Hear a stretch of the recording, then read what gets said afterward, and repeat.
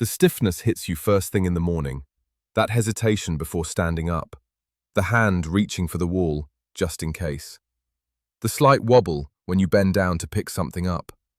You tell yourself it's normal. Everyone your age feels this way, right? But here's what most people over 60 don't realize. Those small moments of instability aren't just inconveniences, they're warning signs. And in Japan, where elders routinely live active, independent lives well into their 90s, they've known the solution for nearly a century. It's not about hitting the gym harder. It's not about expensive equipment or complicated routines. It's about 6 simple movements practiced every single day. Movements so gentle they can be done in your living room, yet so powerful they've kept millions of Japanese seniors strong, balanced, and injury-free for generations. These aren't exercises, they're daily rituals, and the science behind why they work might surprise you. Stick with me, because what you're about to discover could be the difference between needing a walker at 75 and hiking mountains at 80. And movement number 6? Nobody talks about it, but it might be the most important of all. Before we dive in, drop your name and where you're watching from in the comments. We'd love to know you're here. 1. The morning reach, reversing the overnight stiffness. Let's start with something you probably feel every single morning, that stiffness.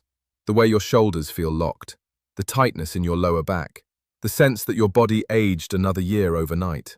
This isn't in your head. While you sleep, your muscles naturally tighten, circulation slows, and synovial fluid, the natural lubricant in your joints, becomes less mobile. You're literally waking up stiffer than when you went to bed. In Japan, millions of elders begin their day with a practice called radio taiso, a series of movements broadcast over the radio since 1928. The first movement? A simple overhead reach. Arms start at your sides, rise slowly above your head, stretching the entire body from fingertips to toes, then lower back down. Sounds basic, right? But here's what's happening beneath the surface. When you perform this reach, you're not just stretching muscles, you're activating something called the fascial system, a web-like network of connective tissue that wraps around every muscle, organ, and bone in your body. After hours of being compressed during sleep, this gentle stretch signals your fascia to release, hydrate, and prepare for movement. Your heart rate increases slightly, blood flow improves to your extremities, your spine decompresses, even your breathing deepens, flooding your system with oxygen. Most people over 60 skip this step entirely.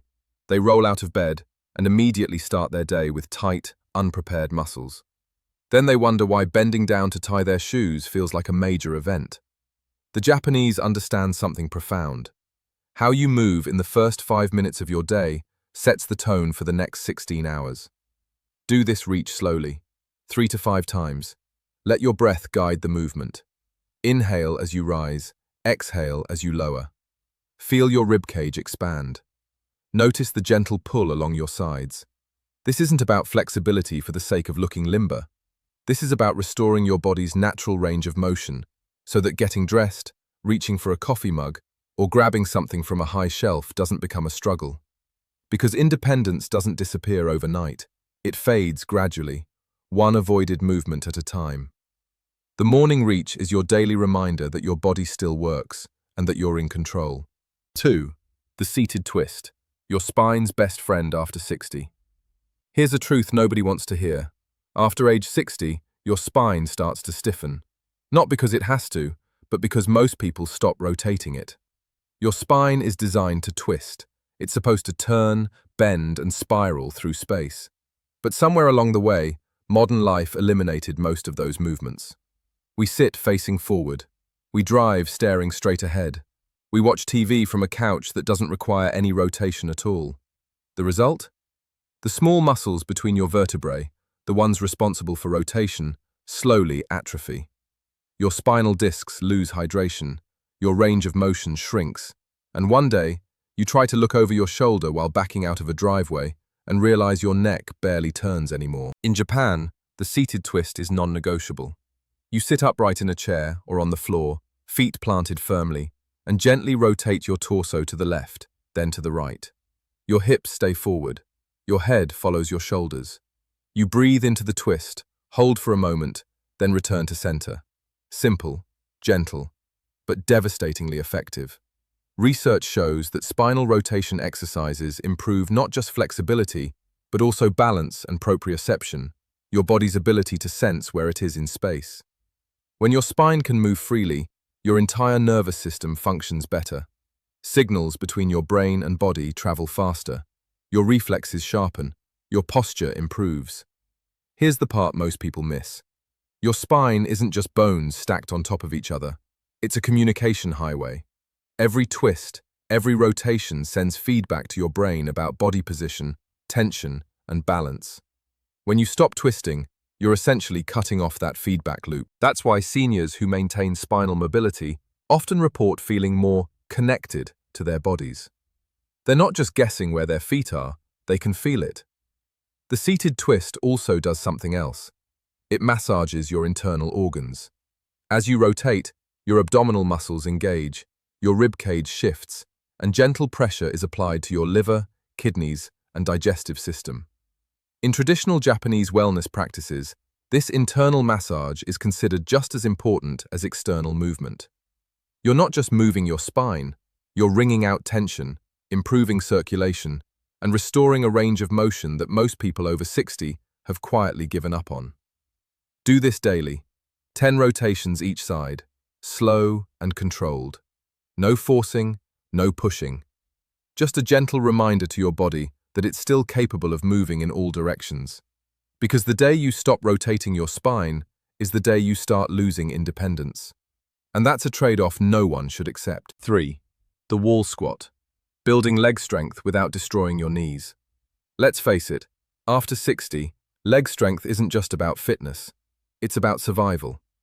It's about standing up from a restaurant booth without using your hands. It's about climbing stairs without your knees screaming. It's about catching your balance on a slick floor before you hit the ground. Here's the sobering reality. Adults lose 3 to 8% of their muscle mass per decade after age 30. By age 60, that decline accelerates. Muscle strength drops by 3 to 4% per year. And the muscles that go first? Your legs. This isn't cosmetic, this is functional. When your legs weaken, everything becomes harder. Walking, standing, even sitting down becomes a controlled fall rather than a deliberate movement. But here's the problem. Traditional leg exercises like lunges or heavy squats can be brutal on aging knees. The impact, the strain, the pressure on joints that have already logged 6 decades of use, it's too much for many people. Enter the wall squat. A movement so simple, it almost seems too easy. But Japanese elders have relied on variations of this exercise for generations, and science confirms why it works. You stand with your back against a wall, feet shoulder-width apart, about a foot away from the wall. You slide down slowly until your thighs are parallel to the ground, or as close as you can comfortably get. You hold, and you breathe. No bouncing, no fast reps, just sustained, controlled tension. Here's what's happening. Your quadriceps, hamstrings, glutes, and calves are all firing simultaneously. But unlike a regular squat, where your knees take most of the load, the wall supports your back, distributing the effort more evenly. You're building strength without the wear and tear. Research published in multiple biomechanics journals shows that isometric holds like the wall squat improve muscle endurance and joint stability without increasing injury risk. For older adults, this is the sweet spot. Maximum benefit, minimal risk. But there's another layer here. Holding this position isn't just physical, it's mental. Your muscles start to burn, your breath quickens, your mind wants you to quit. And in that moment, you're training something more valuable than leg strength: resilience. Japanese wellness philosophy teaches that true strength isn't measured by how much weight you can lift. It's measured by how long you can hold stillness under tension. It's the ability to remain calm when your body is uncomfortable. It's discipline disguised as simplicity. Start with 20 seconds.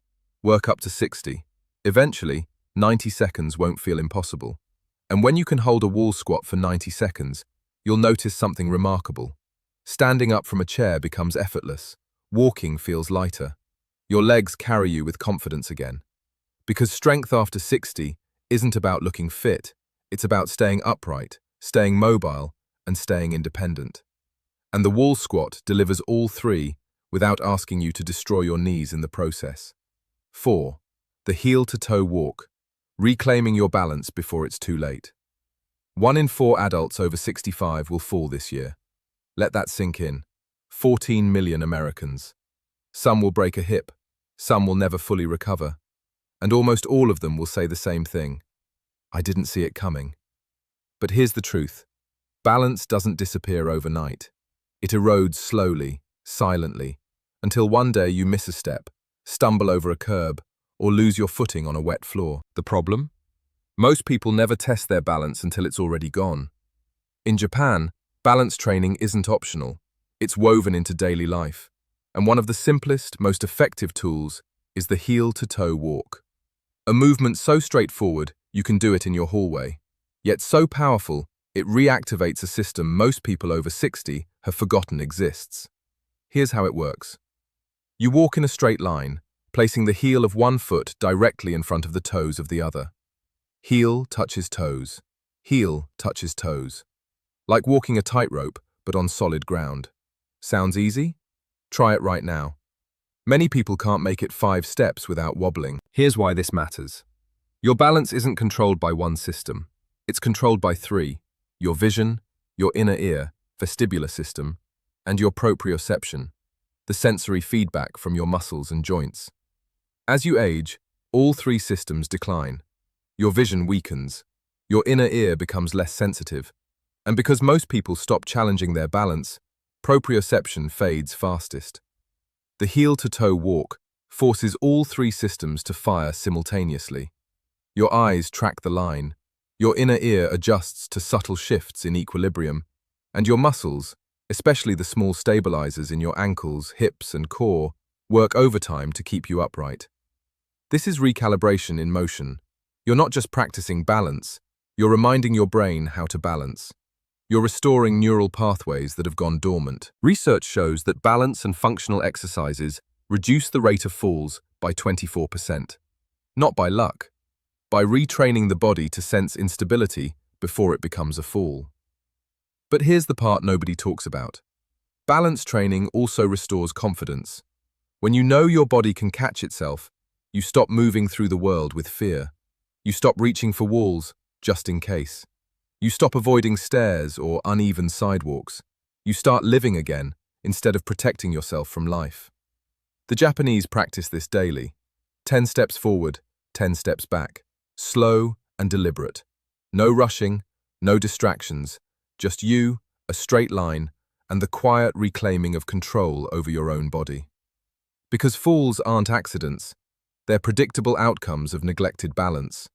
And the heel-to-toe walk is your insurance policy, a daily reminder that your body can still stabilize itself, still respond to instability, still keep you safe. Do this every day, in your hallway, in your kitchen, anywhere with a straight line.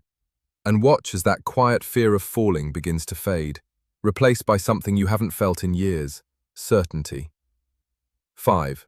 The arm circle, opening your shoulders and breathing easier. You probably don't think about your shoulders until they hurt, until reaching behind your back to tuck in your shirt becomes a struggle, until lifting a grocery bag onto the counter makes you wince. But here's what's really happening. Your shoulders are quietly locking up. And when your shoulders freeze, everything else suffers. Your posture collapses forward, your chest compresses, your breathing becomes shallow. And because your ribcage can't expand fully, your lungs don't fill the way they used to. You're literally robbing yourself of oxygen, one tight shoulder at a time. This isn't dramatic, it's gradual, but the consequences are profound. In Japan, shoulder mobility is treated as essential, not optional. And one of the simplest tools is the arm circle, a movement that looks almost childlike in its simplicity, yet unlocks a cascade of benefits most people over 60 desperately need. You stand with your feet shoulder-width apart. You extend both arms out to the sides, parallel to the ground, and you rotate them in slow, controlled circles forward for 10 rotations, then backward for 10 more. That's it. No weights, no resistance bands, just your arms moving through space. But here's what's happening beneath the surface.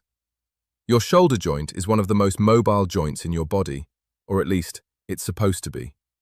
But decades of sitting, hunching over desks, and avoiding overhead movements have turned that mobility into stiffness. The muscles around your shoulder blade, your rotator cuff, your deltoids, your upper trapezius have shortened, tightened, and forgotten how to move freely. The arm circle reverses that. It gently stretches the connective tissue. It lubricates the joint with synovial fluid. It reminds the muscles what full range of motion feels like. And critically, it opens your chest. When your arms circle backward, your shoulder blades squeeze together. Your chest lifts. Your ribcage expands. And suddenly, your lungs have room to breathe again. This isn't just about shoulders. It's about vitality. When you can breathe deeply, your energy improves. Your mental clarity sharpens. Your stress levels drop. You're literally feeding your brain and body more oxygen with every breath. Japanese elders understand something most Western fitness culture ignores. Strength without mobility is fragile. You can have strong muscles, but if your joints can't move freely, you're still vulnerable. The arm circle is mobility in motion, a daily reminder that your shoulders are meant to rotate, lift, and reach in all directions. And here's the bonus. This movement also improves posture. As your shoulders regain mobility, they naturally pull back instead of rounding forward. Your head aligns over your spine instead of jutting forward. You stand taller, not because you're forcing it, but because your body remembers how. 10 circles forward, 10 circles backward, every morning. It takes less than 2 minutes, but over weeks and months, you'll notice something remarkable. Reaching overhead doesn't hurt anymore. Putting on a jacket feels easier. And breathing, just breathing, feels deeper, fuller, more alive. Because after 60, it's not about how strong you are, it's about how freely you can move. And the arm circle is your daily ticket back to that freedom. 6. The floor sit, the one movement that predicts how long you'll live. This is the movement nobody talks about, but it might be the most important one on this list. Here's a fact that will stop you in your tracks. Your ability to sit down on the floor and stand back up without using your hands is one of the strongest predictors of longevity. Not your cholesterol, not your blood pressure, your ability to get up and down from the ground. Research published in the European Journal of Cardiovascular Prevention studied over 2,000 adults and found that those who couldn't perform this simple task had a mortality rate 5 to 6 times higher than those who could. Not because sitting on the floor magically extends your life, but because it reveals something critical. Functional strength, balance, flexibility, and coordination all working together. In Japan, sitting on the floor isn't a fitness test, it's daily life. Traditional Japanese homes use low tables and floor cushions. Elders sit, eat, read, and socialize on the floor. And this constant practice of lowering and raising their bodies keeps their muscles engaged, their joints mobile, and their balance sharp well into their 80s and 90s. Meanwhile, in the West, we've engineered floor sitting out of existence. Chairs, couches, car seats, everything lifts us off the ground. And over time, the muscles and coordination required to get down and back up atrophy. Until one day, you realize you can't do it anymore without help. That's not age, that's deconditioning, and it's reversible. Start simple. If getting all the way to the floor feels impossible, use a low stool or cushion. Sit down slowly, using your hands if needed. Then stand back up. The goal isn't to do it perfectly. The goal is to do it at all. Over time, reduce your reliance on your hands. Feel your legs engage. Notice your core tighten. Pay attention to how your weight shifts from your hips to your feet as you rise. This movement recruits every major muscle group in your body. Your quads and glutes power you up. Your core stabilizes your torso. Your ankles and feet adjust for balance. And your brain coordinates all of it in real time. This is functional fitness at its purest. It's not about how much weight you can bench press. It's about whether you can move your own body through space with control and confidence. And here's the deeper truth. The floor sit is a metaphor. It's about whether you're willing to meet life at ground level, whether you're still engaged with the physical world, or whether you've started retreating from it, one avoided movement at a time. Japanese elders don't avoid the floor, they embrace it, because they know that the day you stop getting down is the day you start giving up. Practice this daily. Even if it's just once, even if you need to use your hands at first, the act of trying, of engaging those muscles, of reminding your body that it can still do this, that's where the power lies. Because longevity isn't about adding years to your life. It's about adding life to your years. And the floor sit is your daily proof that you're still in the game, still capable, still strong. The quiet revolution happening in your living room.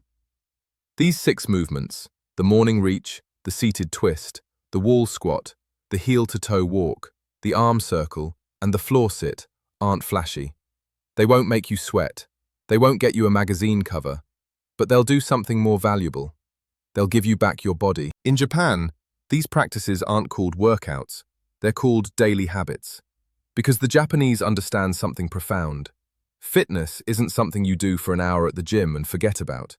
It's something you weave into the fabric of your life, every single day, in small, deliberate ways. And the results? Millions of Japanese elders living independently, walking confidently, moving freely well into their 90s.